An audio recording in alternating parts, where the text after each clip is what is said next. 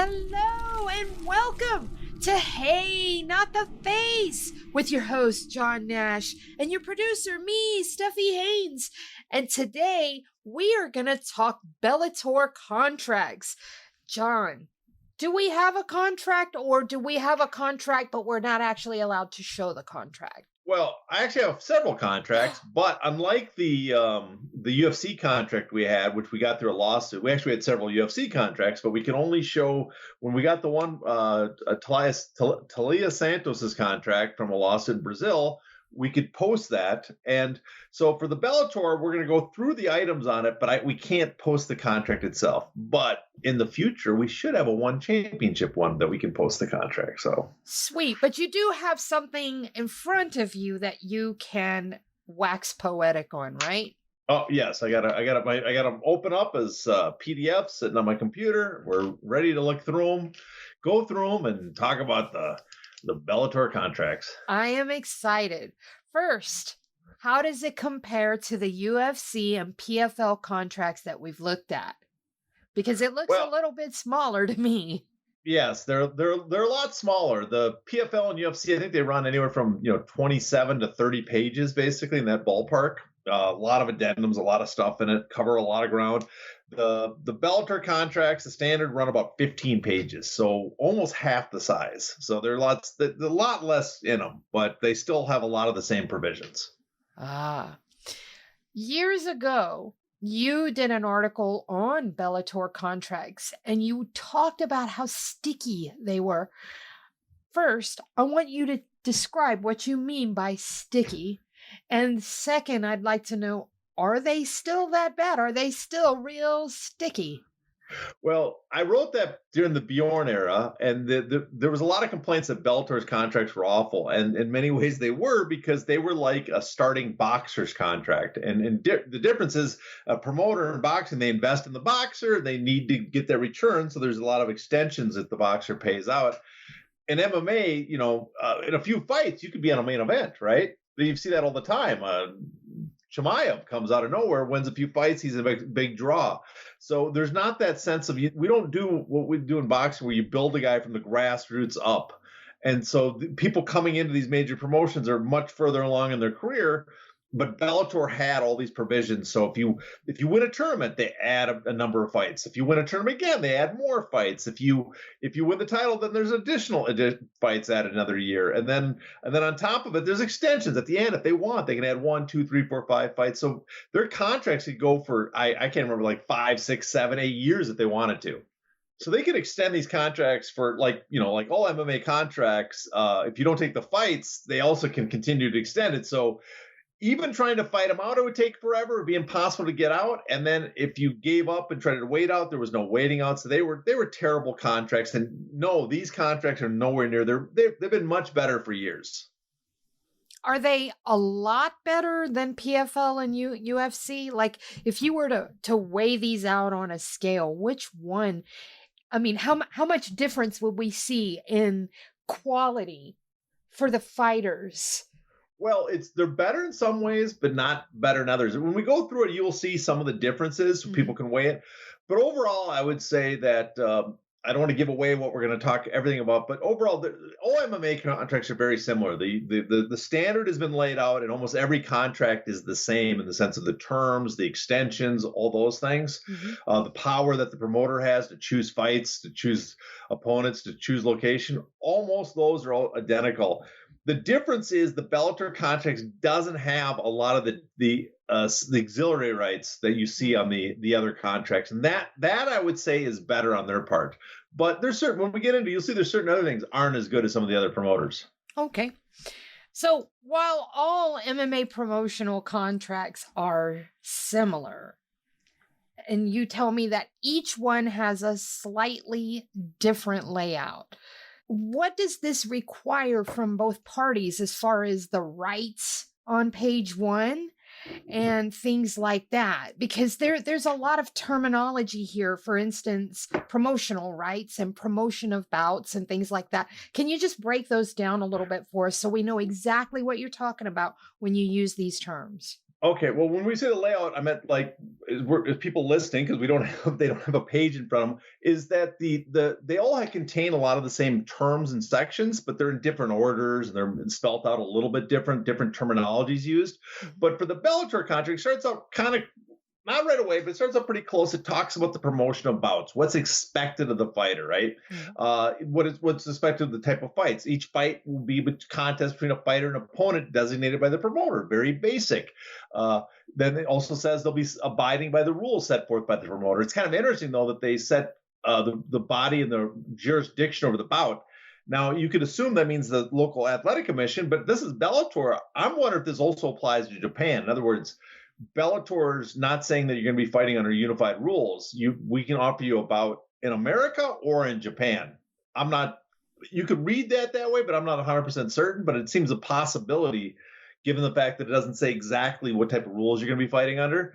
And then it says that the promoter, though, he has to promote, and the fighter has to participate in the bout sell elsewhere. Basically, almost like everybody else, they have to choose where they're going to, the promoter gets to choose. But Bellator is interesting. The manner of the presentation. So the promoter chooses to offer you a tournament. That's an offer you have to accept, right?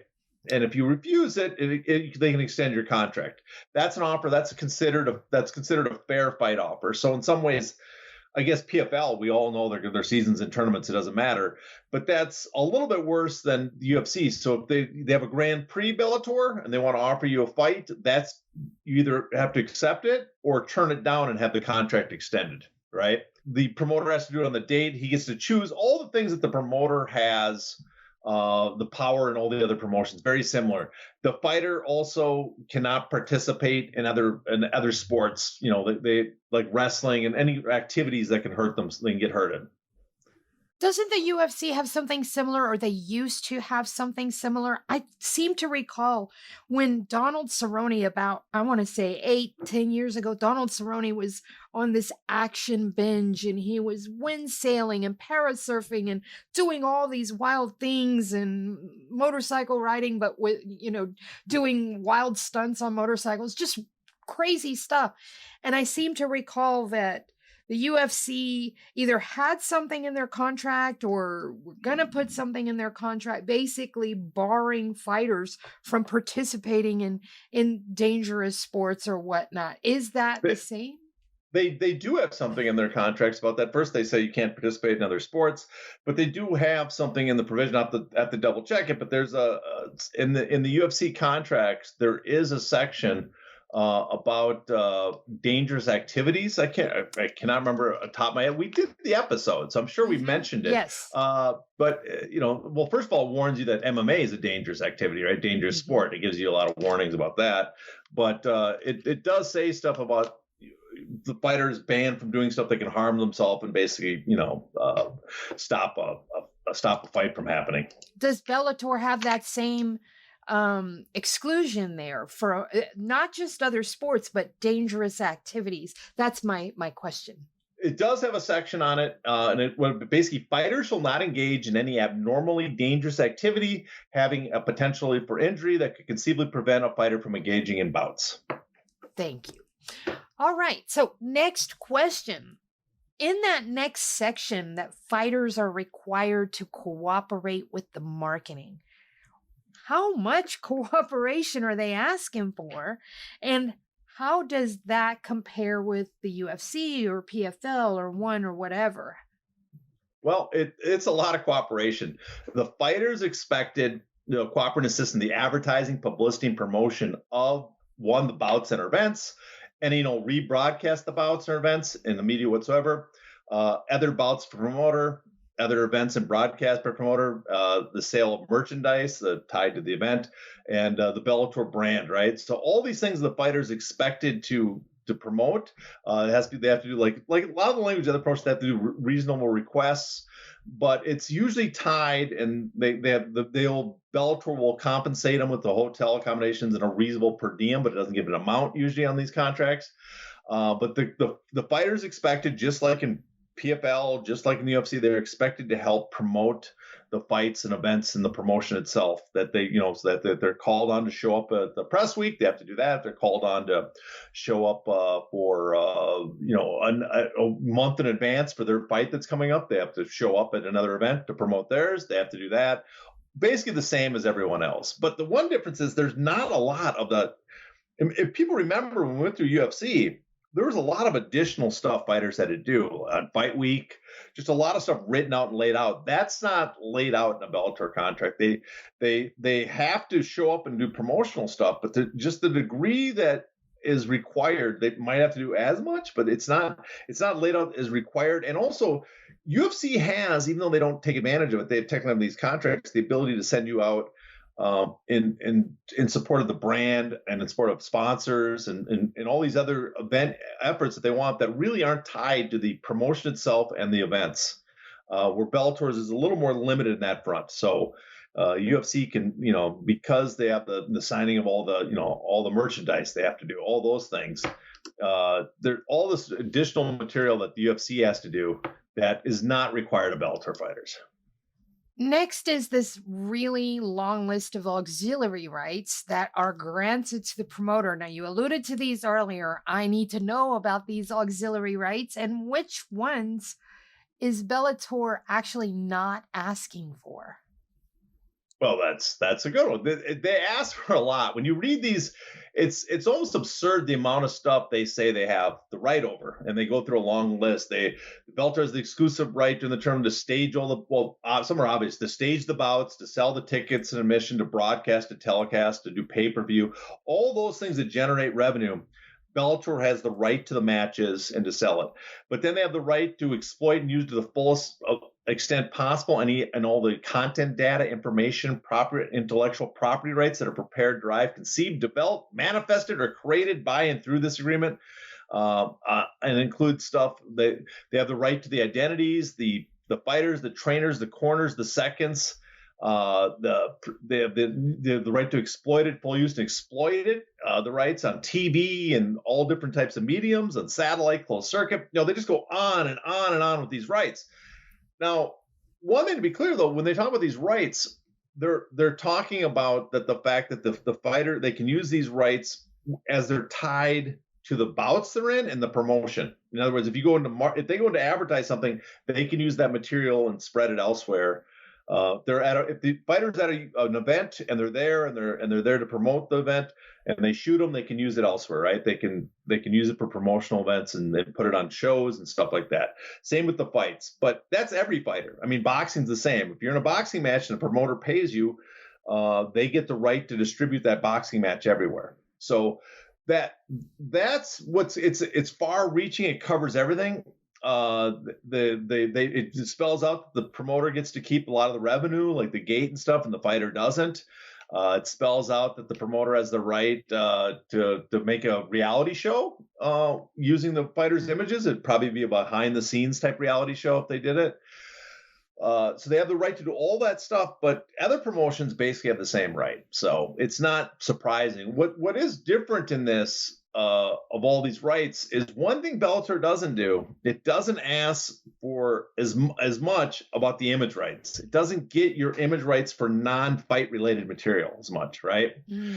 So you don't have to sign up your rights and then find out that you are part of some sort of merchandise that you were not prepared for. That now they can do merchandise that has to do with your fights, but you don't have to sign your image rights and find out they're being used in, let's say, video games without your knowledge. Without you have no control over really. They can sell their rights to video games, but just like anybody else, but they can't sell your image. They can't make a character based on you. So there's a lot of the auxiliary rights, the further auxiliary rights, the merchants and licensing rights, they don't hand over. Everything's basically tied to the events, the bouts, the event itself, what the fighter does in this fights, what he does at the events. Those are the things they're selling, right? Or behind the scenes footage that they're shooting for prep for the event.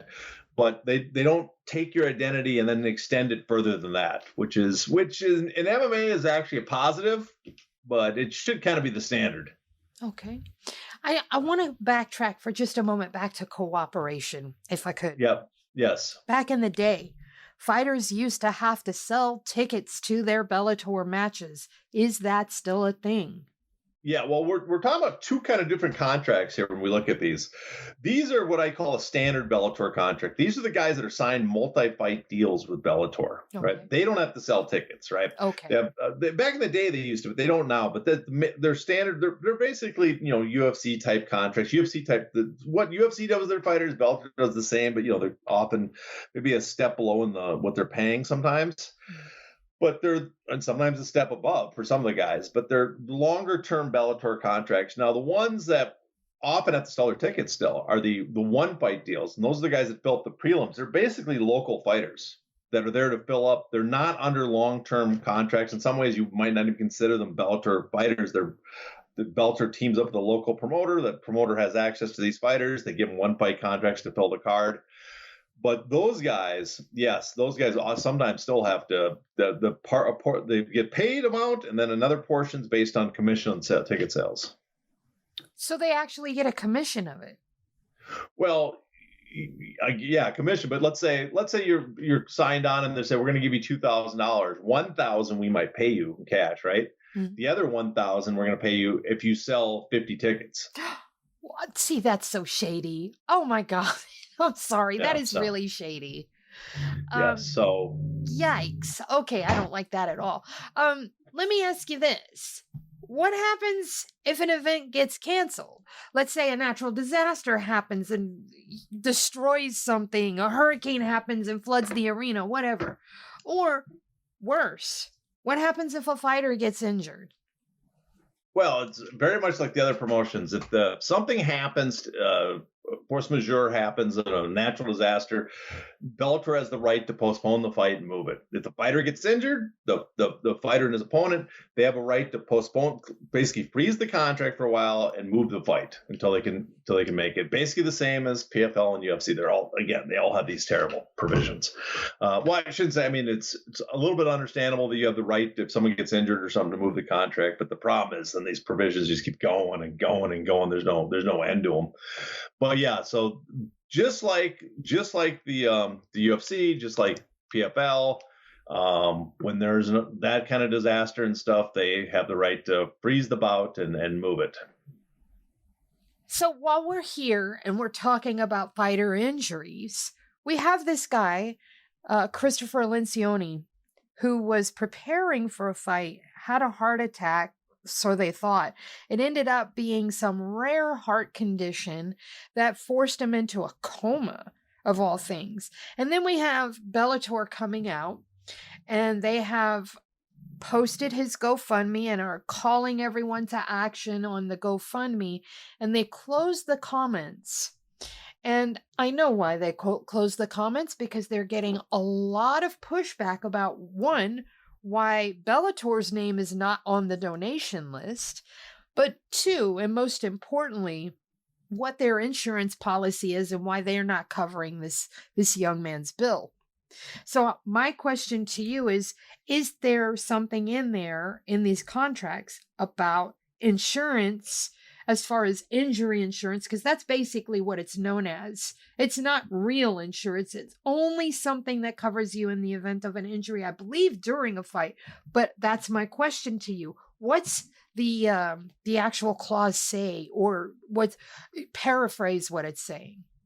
Well, it's under the acknowledgement of risk. It tells the fighter voluntarily and knowingly agrees to participate in the event, knowing how dangerous the activity is, right? But in it spells out the promoter will acquire such medical insurance for bouts as is required by the commissions having jurisdiction over the bouts, if any is required, and fighter's sole recourse in the event of injury sustained in the course of the bout will be through such insurance. In other words, the insurance they carry is the insurance for the bout itself. That's what promoters have to carry for the fight. The training, because fighters are independent contractors, they're not covered. It's not a workman's comp situation. They're not covered. That Bellator is legally under no obligation to cover that.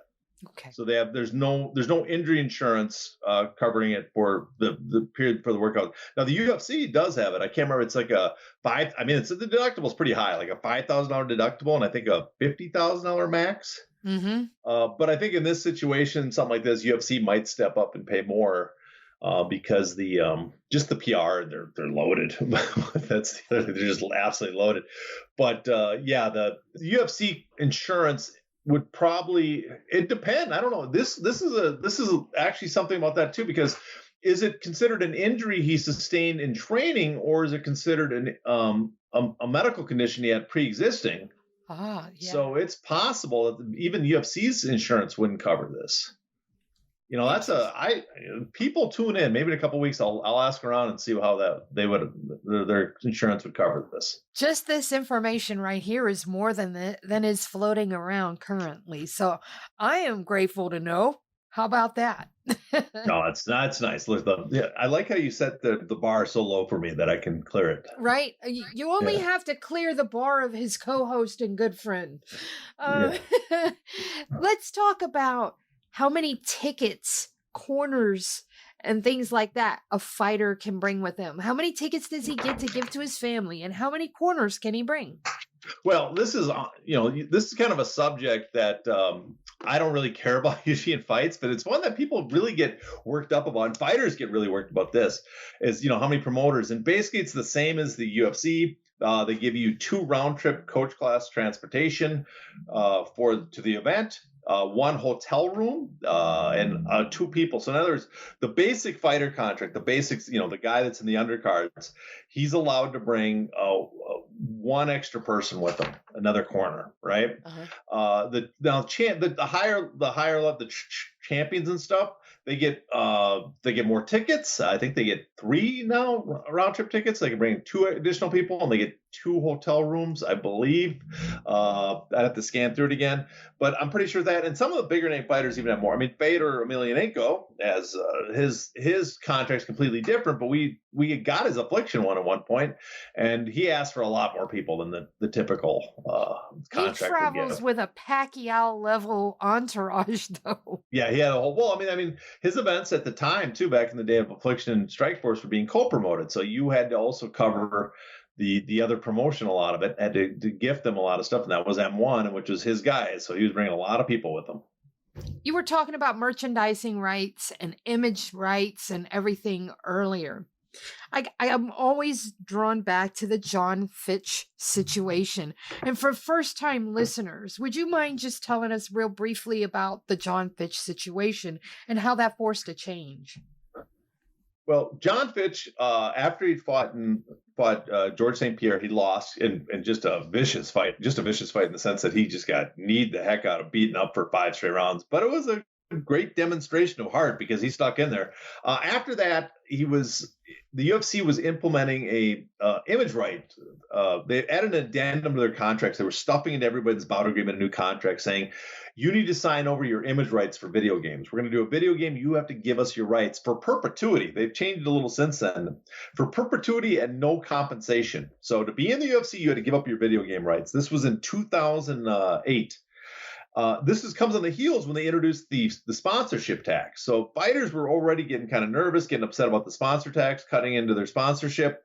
So they introduced this image right. John Fitch says, I'm not going to sign it.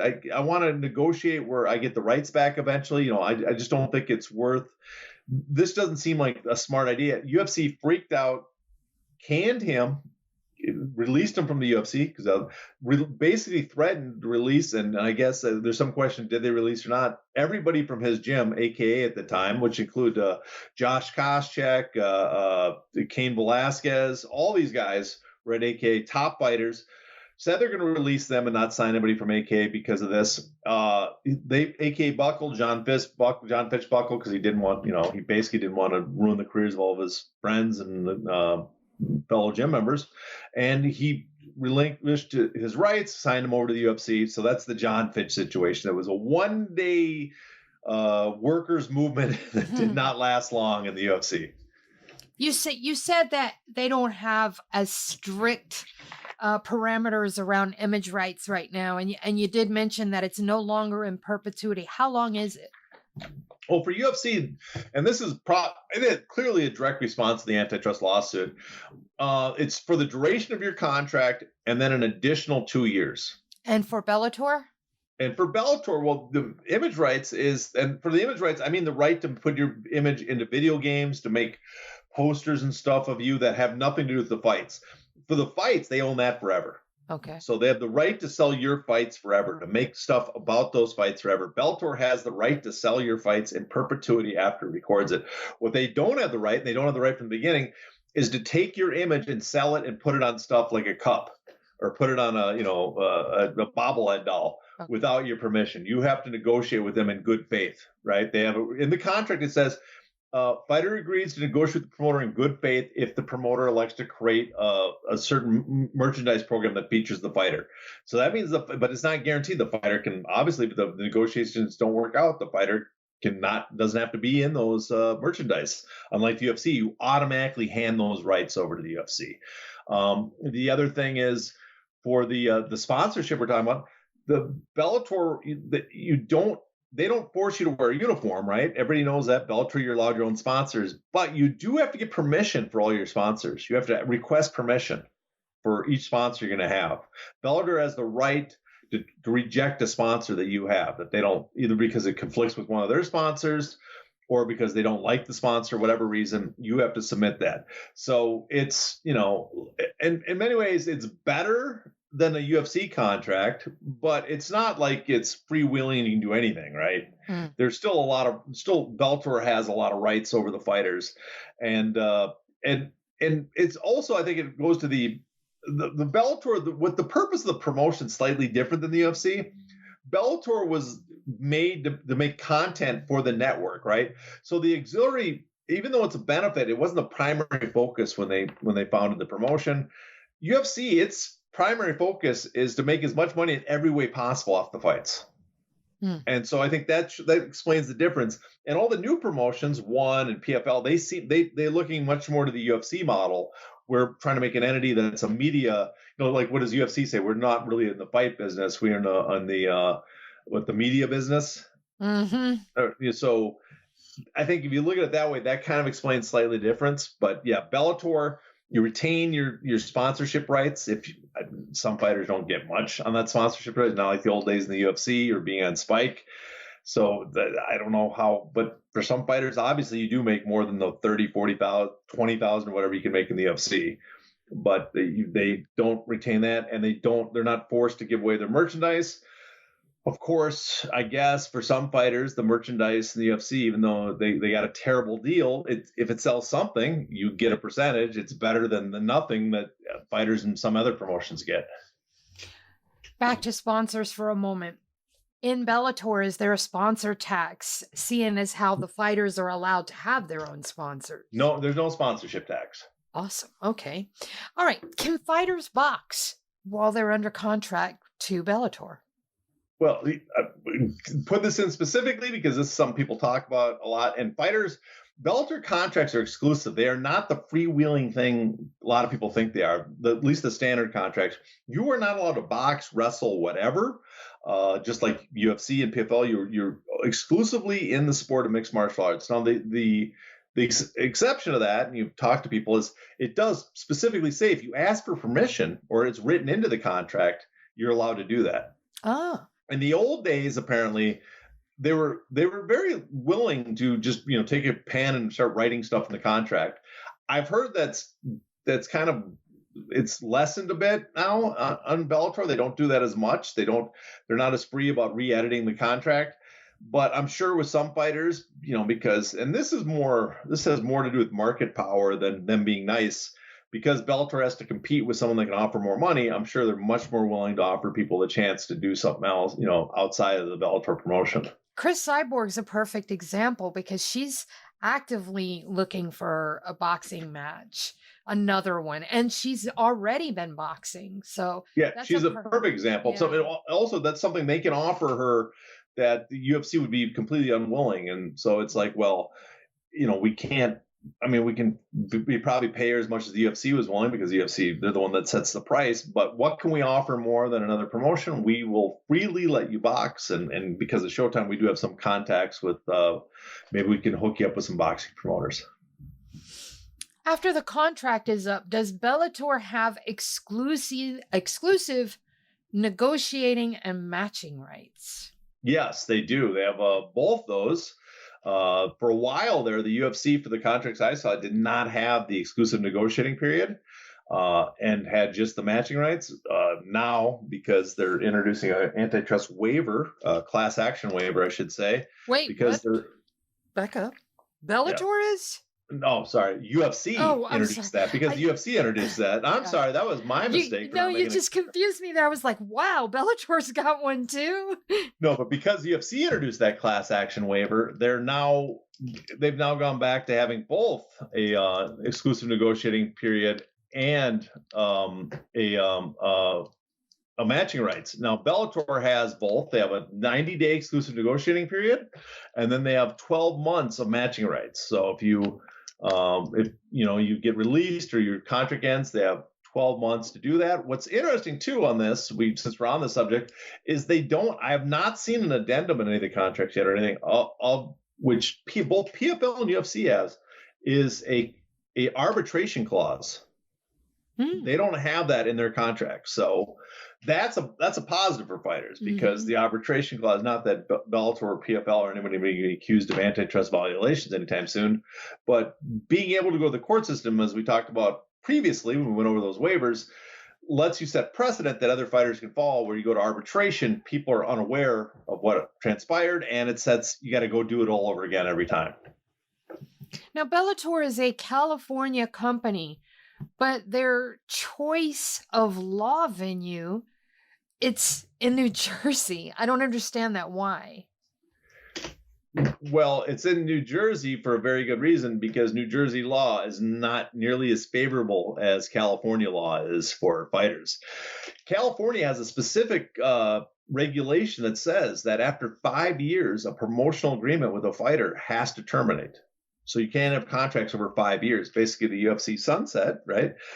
Even shorter than that. It's a specific 5-year duration. So for Bellator, being in California, which also has all these other rulings and stuff that have been favorable to fighters, that's obviously something they don't want. And so they've now kept since the Bjorn Rebney days, they've kept the legal venue in New Jersey.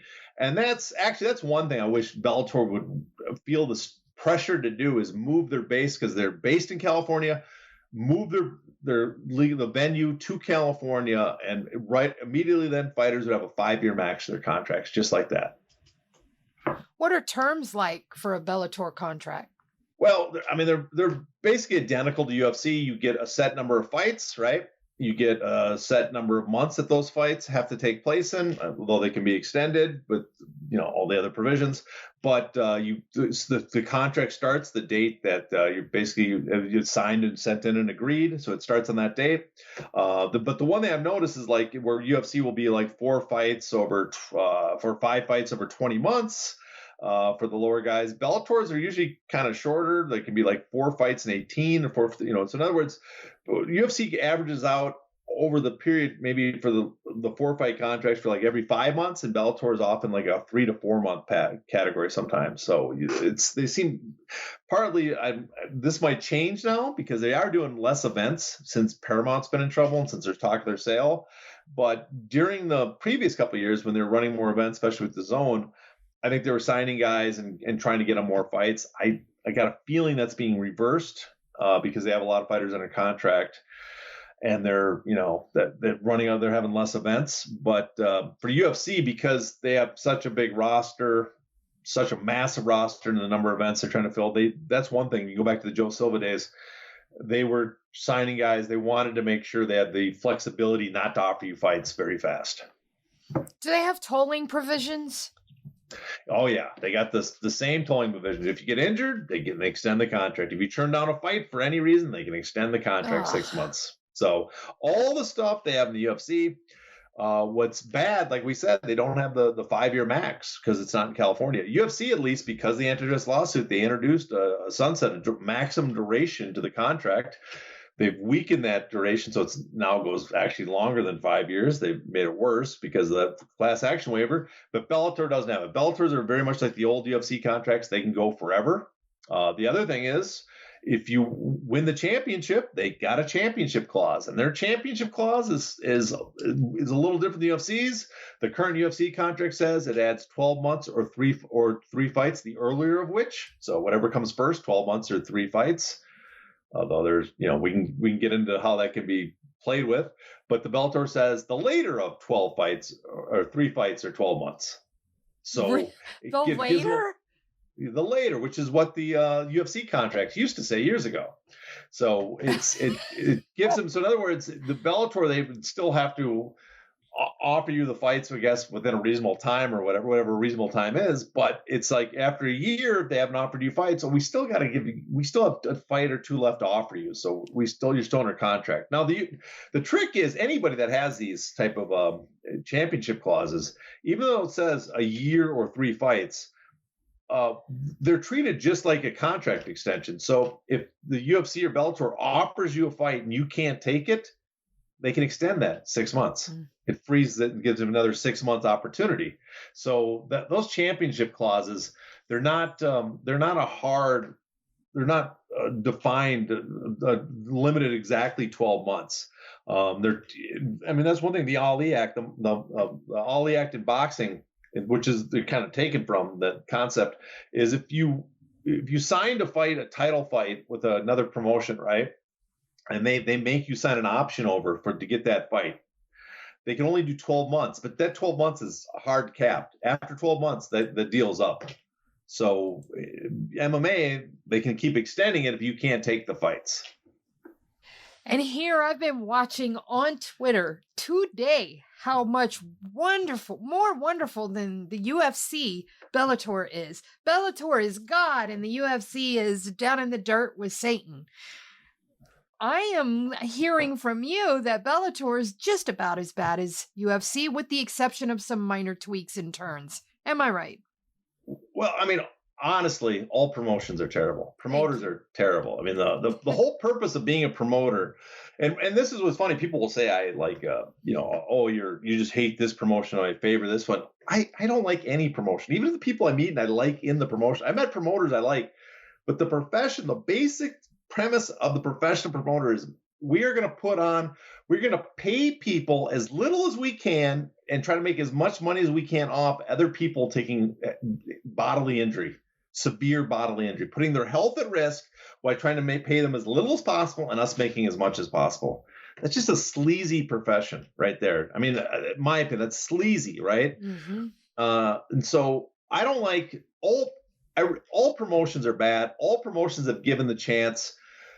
We can say the UFC is the worst in the sense that they take advantage the most because they have the most power. They're the biggest. They have monopoly power over the market, so they're taking the most advantage of the market. They're paying the least for what they make. But every other promoter, I believe, would do the exact same thing the UFC is doing if they had that power. In fact, the other promotions are trying to be like the Pepsi to the UFC's Coke. They want to operate like the UFC. So they're not like no one out there is like, oh, this is a better promotion, right? But there's certain things Bellator does because of the nature of Bellator that is better than the other promotions, namely that I think they focus more on the fights themselves as what they're trying to get contractually from the fighters. But all the promotions, all of them, they are there to pay the fighters as little as possible and make as much money as possible. No fighter is willingly going to say, oh, we're going to give the fighters 50% split, 70%, 60%. They might do it because they have to, right? Because, we see from boxing promoters are some of the sleaziest people on the planet, but they pay a lot more, not because they're nice guys, but because they have to. That seems like a good end point for this episode. John, what you got coming up? Because I know you're going to go on a bit of a vacation for a couple of weeks, but anything we can look forward to before that? Well, I'll be gone for a week, but during that I might finish. I have several articles actually in the works that are going to come out on Bloody Elbow over the next, I don't know. I have a time. Who knows what the scheduling system is going to work for? We schedule these in advance. So, but I have several. One, I'm talking about sanctioning fees in boxing and how we can fix that. It's based on a discussion we had a month back, I believe. Yep. So that'll be an article. I spell it out a little better in the article, I think. So we'll have that.